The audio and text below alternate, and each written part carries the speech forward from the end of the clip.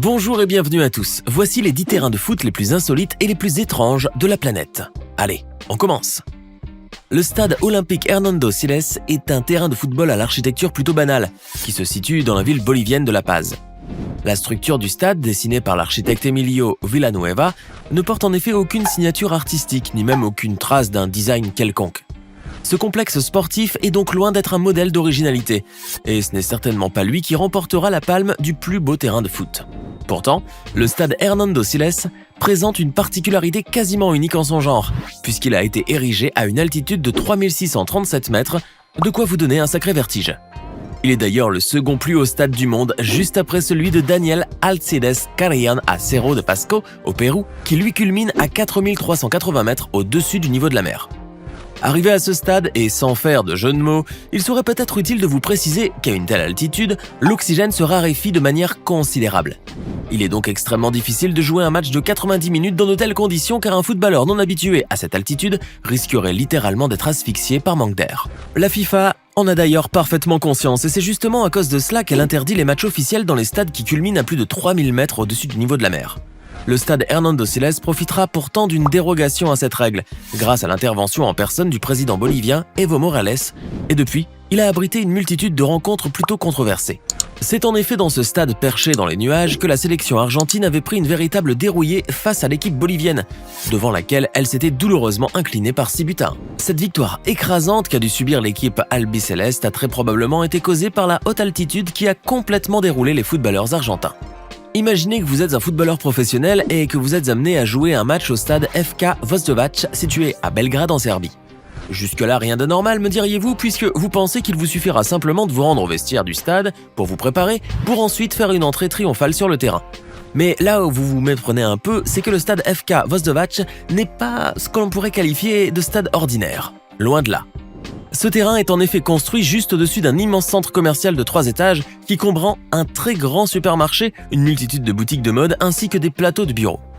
Le stade FK Voždovac trône donc fièrement au-dessus de ce temple de la consommation et forcément, pour pouvoir y jouer, vous serez pratiquement obligé de faire un petit peu de lèche-vitrine.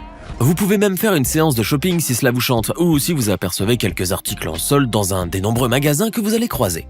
On vous emmène maintenant au Portugal avec cette vidéo, plus précisément au nord du pays, dans la ville de Braga. Car cette sublime cité au charme très latin abrite en son sein l'un des stades de football les plus spectaculaires au monde, l'Estadio AXA ou Estadio Municipal de Braga.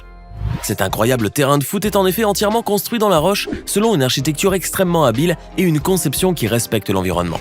Doté de 2 grandes tribunes latérales, le terrain est bordé de part et d'autre par les flancs abrupts de la colline, révélant ainsi un décor naturel rocheux d'une beauté époustouflante. Cette merveille architecturale, qui est née sur la planche à dessin d'Eduardo Souto de Moura, a été construite à l'occasion de l'Euro 2004 et fut officiellement inaugurée le 30 décembre 2003.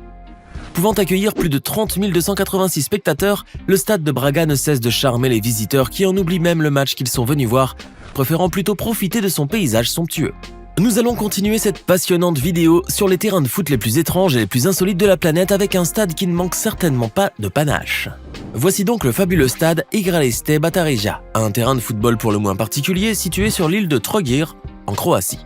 Ce stade d'une capacité de 1000 places seulement est vraiment loin d'être le plus grand stade croate, mais grâce à son emplacement unique au monde, il en est très certainement le plus spectaculaire et le plus splendide. Érigé au beau milieu de 2 sites touristiques, le stade Igralište Batarija est en effet flanqué de part et d'autre par 2 magnifiques monuments historiques qui datent du XVe siècle, la tour de Saint-Marc et le château de Camerlengo. Les joueurs, tout comme le public, peuvent ainsi faire d'une pierre 2 coups, puisqu'ils peuvent se vanter de pouvoir assister à un match de foot tout en faisant une véritable sortie culturelle. La vraie classe, quoi. Pour la suite de cette séquence, on vous invite à sortir vos palmes et votre tuba, car vous pourriez bien être amené à faire une petite baignade juste après la rencontre. Admirez donc cet incroyable stade de football qui flotte littéralement sur l'eau, et dites-nous si ça ne vous donne pas envie de sauter dans les flots pour y barboter joyeusement tel d'insouciants petits canards. The Float at Marina Bay est en effet un stade de football quasiment unique en son genre puisqu'il a été bâti à l'intérieur même de la marina de Singapour. Constituée d'une gigantesque plateforme flottante en acier trempé, cette surprenante structure peut tout de même supporter un poids allant jusqu'à 1070 tonnes, soit l'équivalent du poids de 9000 personnes, 200 tonnes d'accessoires de scène, ainsi que 3 véhicules militaires de 30 tonnes. Vous n'avez donc finalement aucun risque de voir ce stade d'embarcation chavirer dans l'eau tel le Titanic, puisqu'il a été construit avec des matériaux hyper résistants et selon une architecture bien spécifique, garantissant ainsi une sécurité à toute épreuve. Vous pouvez donc laisser vos accessoires de plongée dans le placard et sortir vos casquettes et vos couvre-chefs à la place, car le soleil de Singapour a tendance à frapper très fort. Surtout qu'il n'y aura pas de toit au-dessus de vos petites têtes blondes. Place maintenant à une séquence vidéo qui va nous emmener tout droit en Afrique du Sud, pays des antilopes, des lions et surtout des Bafana Bafana. Vous ne le savez peut-être pas encore, mais en Afrique du Sud, le football est une institution sacrée. Et même le regretté Nelson Mandela était un fervent supporter qui n'hésitait pas à assister aux matchs de foot quand son agenda surchargé de politiciens le lui permettait. Le pays, qui avait d'ailleurs organisé la Coupe du Monde 2010 en très grande pompe, compte en effet ainsi une multitude de terrains de football tous plus beaux et splendides les uns que les autres, et bien évidemment très originaux. Mais en matière d'originalité justement, nul stade ne pourrait surpasser celui du Mabato Stadium et ses étranges tribunes qui semblent avoir été dessinées par l'esprit torturé d'un architecte tourmenté. Regardez donc le positionnement de ces tribunes et l'angle vers lequel elles pointent, et vous comprendrez presque aussitôt que les supporters qui seront assis là devront littéralement se tordre afin de pouvoir suivre la rencontre. Les pauvres spectateurs qui seront installés là-bas risquent bien en effet de souffrir de torticolis et autres douleurs lombaires en retournant chez eux le soir après le match. Situées dans l'océan Atlantique Nord, non loin de la mer de Norvège, les îles Féroé constituent un petit archipel de 29 petites îles, dont 18 principales, et dont la population n'excède guère les 52 000 habitants. Ce n'est donc certainement pas aux îles Féroé que vous pouvez rencontrer un Old Trafford ou un Maracana, mais vous allez voir que les Féroïens ne sont tout de même pas en reste. Car à défaut de posséder un stade géant, ces insulaires isolés disposent du terrain de foot qui est probablement le mieux situé au monde et qui dispose d'un panorama d'une beauté à vous couper le souffle. La nature sauvage qui entoure le terrain est en effet digne d'un décor de carte postale et l'océan qui vous borde de toutes parts vous submergera de ses magnifiques embruns. Alors à moins d'abriter une finale de Coupe du Monde ou un match tout aussi crucial et de la même trempe, vous pouvez être certain que le public passera beaucoup plus de temps à admirer le paysage subjugant qui l'entoure qu'à supporter sa propre équipe.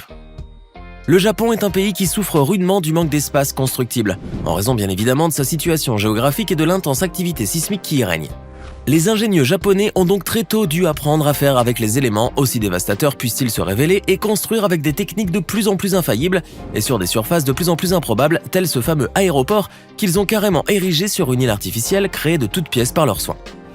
Mais le manque de place concerne aussi les terrains de foot, car à Tokyo, les habitants sont de fervents amateurs du ballon rond, et pour rien au monde, ils ne pourront sacrifier les joies d'un bon match de foot. Alors, comme à leur habitude, ces as de la construction ont rapidement trouvé la solution en bâtissant un terrain sur le toit d'un immeuble. Voici donc l'Adidas Futsal Park Shibuya, un splendide petit terrain de futsal construit sur le toit d'un gratte-ciel de Tokyo. Les joueurs peuvent donc venir s'aérer les idées, tout en profitant de la superbe vue du Tokyo nocturne que leur offre ce terrain quasiment unique au monde. Ces derniers pourront d'ailleurs se vanter auprès de leurs copains d'avoir pu marquer les buts les plus hauts du futsal, puisqu'ils ont tout de même joué un match en étant juchés sur le toit d'un gratte-ciel. On ne pouvait pas faire ce top des terrains de foot les plus insolites sans vous parler de l'impressionnant Enixverstadion, une véritable petite émeraude sertie dans la roche norvégienne.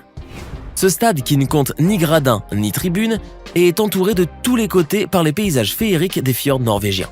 Ce spectacle de toute beauté ne peut néanmoins pas être apprécié par les foules de supporters tout simplement parce qu'il n'existe pas. En effet, nul match professionnel ne saurait se jouer sur cette belle pelouse verte, car le ballon finirait très vite dans l'océan quasiment à chaque fois.